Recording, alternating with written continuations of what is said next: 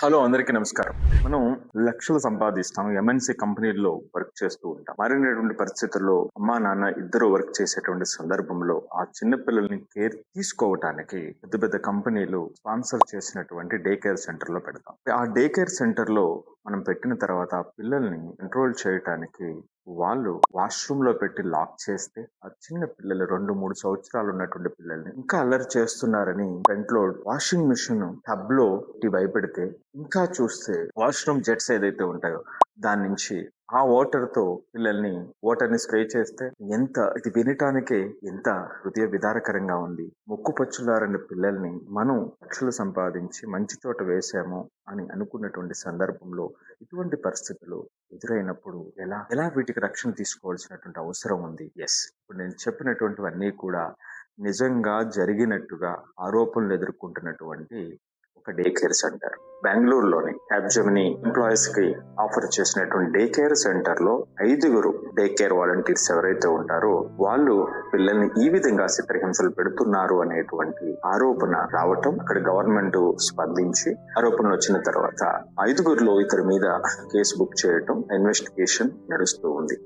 Investigation నడవటాన్ని పక్కన పెడితే ఇటువంటి సంఘటనలు మనకి ఏం తెలియచేస్తుంది? ఒక్కసారి అందరూ ఆలోచించాల్సినటువంటిది, కానీ ఎవరూ ఆలోచించినటువంటి ఒక అతి ముఖ్యమైనటువంటి విషయం. అదే సందర్భంలో మన యొక్క సర్వస్వం పిల్లలే అని గర్వంగా చెప్పేటువంటి పేరెంట్స్ కూడా ఎక్కువ టైము వేరే వేరే అంశాల్లో స్పెండ్ చేస్తారు తప్ప పిల్లల్ని నర్చర్ చేయటం విషయంలో, పిల్లల్ని పేరెంటింగ్ చేసేటువంటి టైంలో ఆ పేరెంట్స్ మారాల్సినటువంటి విషయాల గురించి ఆలోచించేటువంటి పేరెంట్స్ ఎంతమంది ఉంటారు? ఇది చాలా స్పష్టంగా ప్రతి ఒక్కరూ అర్థం చేసుకోవాల్సినటువంటి ప్రశ్న. రెండవది, మనం ఇన్ని లక్షలు కట్టి పెద్ద పెద్ద స్కూల్స్, ఇంటర్నేషనల్ స్కూల్స్, ఎంఎన్సీస్ లో ఉన్నటువంటి డే కేర్ సెంటర్ లో వేసిన తర్వాత, ఇంటర్నేషనల్ స్కూల్స్ లో వేసిన తర్వాత, లక్షలు కట్టిన తర్వాత పూర్తిగా మనం వాళ్ళ యొక్క అకాడమిక్ యాక్టివిటీతో పాటుగా పర్సనల్ బిహేవియర్, ఎమోషనల్ ఇంటెలిజెన్స్ విషయంలో, మెంటల్ స్ట్రెంగ్త్ విషయంలో, ఫిజికల్ స్ట్రెంగ్త్ విషయంలో, ఇలాంటి విషయాల్లో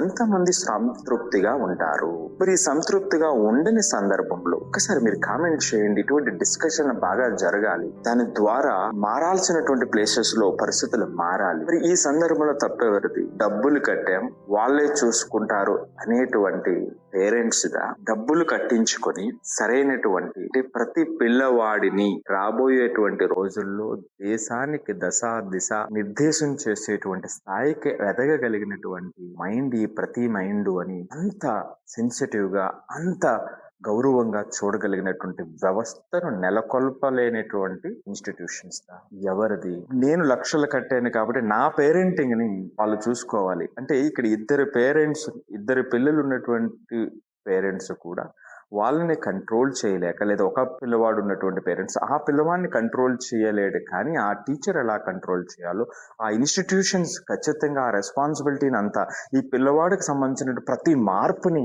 వాళ్ళే తీసుకురావాలనేటువంటి ఆలోచన ఉన్నటువంటి పేరెంట్స్ ఎంతవరకు కరెక్ట్? పేరెంట్స్ పెంపకం ఇలాగే ఏడ్చింది, వాళ్ళు సరైనటువంటి విషయంలో నర్చర్ చేయట్లేదు, మేమేం చేస్తాము, మా బాధ్యత ఏమిటి అని లోపల అనుకుంటే, పైన చెప్పలేకపోయినా లోపల అనుకునేటువంటి ఇన్స్టిట్యూషన్స్, అక్కడ టీచర్స్ ఎంత మేరకు ఉంటారు? సో ఈ విధంగా ఈ సమస్యకు పరిష్కారంలో మొట్టమొదటిగా పిల్లల్ని నర్చర్ చేసేటువంటి దాంట్లో 3 key stakeholders. First parents, next institutional managements, 3 teachers. మనం కట్టేటువంటి ప్రతి రూపాయి కూడా వ్యవస్థని స్ట్రెంథెన్ చేసేటువంటి విధంగా జరగాలి. రీసెర్చ్ జరగాలి. పిల్లల యొక్క విభిన్న మనస్తత్వాలను ఏ విధంగా మనం అర్థం చేసుకోవాలి, పేరెంట్స్ ఏ విధంగా అర్థం చేసుకోవాలి, టీచర్ ఏ విధంగా అర్థం చేసుకోవాలనేటువంటి అంశాల పైన లోతైనటువంటి రీసెర్చ్, ఆ రీసెర్చ్ యొక్క ఫలాలు చాలా ఓపెన్ గా పేరెంట్స్ కి అందాలి. వీళ్ళిద్దరిని ఎంపవర్ చేసేటువంటి బాధ్యత ఆ మేనేజ్మెంట్స్ మీద ఉండాలి.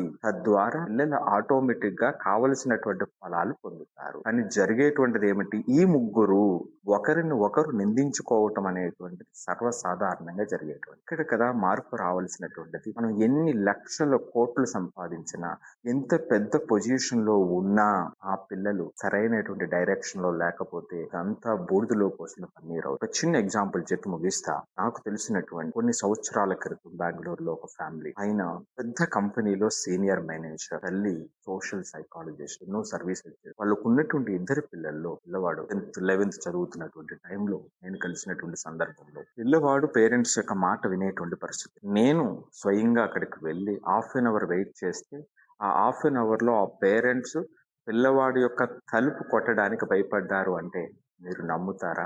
మరి ఆ పిల్లవాడు మాట వినడు, వీళ్ళ మాట్లాడలేనటువంటి పరిస్థితుల్లో, ఇంత పెద్ద పొజిషన్ లో, ఇంత ఎడ్యుకేటెడ్ అయ్యి ఉన్నటువంటి పరిస్థితుల్లో వాడు భోజనం గూగుల్ పే, ఫోన్ పే ద్వారా తనకు కావలసినటువంటిది జొమాటో బుక్ చేసుకుని తినేసి బయటికి ప్యాకెట్స్ పెట్టేటువంటి పరిస్థితి ఉంది అంటే ఇలాంటి పరిస్థితులు అనేక కేసెస్ మనకు కనిపిస్తూ ఉన్నాయి. సో కాబట్టి బెంగళూరులో జరిగినటువంటి సంఘటనకి తెలియచేస్తున్నటువంటిది మన సిస్టమ్ లో ఉన్నటువంటి లోపం. ఆయాలు ఉన్నారు, వాళ్ళని ఎంతవరకు ట్రైన్ చేస్తున్నాం, వాళ్ళ యొక్క స్క్రీన్ ఏ విధంగా చూస్తున్నాము. ఒక పిల్లలు, చిన్న పిల్లలు, చాలా వాళ్ళని నర్చర్ చేయాలంటే ఎంతో పేషెన్స్ ఉండాలి. ఆ పేషెన్స్ తీసుకురావటానికి వాళ్ళని మనం ఎంతవరకు ట్రైన్ చేస్తున్నాం. ఇవేమి ఆలోచించకుండా ఈ సంఘటన జరిగింది. హృదయ విదారకరమైనటువంటి ఆ దృశ్యాలు చూస్తుంటే చాలా బాధ కలిగేటువంటిది. మరి దీనికి ఆలోచించాల్సింది ఎవరు? మరొకసారి చెబుతున్నా, పేరెంట్స్ మొట్టమొదటిగా, మేనేజ్మెంట్స్, వీళ్ళ ముగ్గురికి కూడా ఆ బాధ్యత కనిపించాల్సినటువంటిది ప్రభుత్వాలు. ఎంత స్థాయిలో ఉన్నాం, మనం పిల్లల్ని పెంచేటువంటి పరిస్థితుల్లో వాళ్ళని నర్చర్ చేసేటువంటి విషయంలో అజాగ్రత్త పాటిస్తే ప్రతి వస్తువుకి కూడా మీరు సంపాదించిన పేరు, ప్రఖ్యాతలు, ప్రతి రూపాయికి ఎంతవరకు విలువ ఉంటుంది. సో మనం అందరూ కూడా దీని నుంచి ఆలోచించాలి కదా.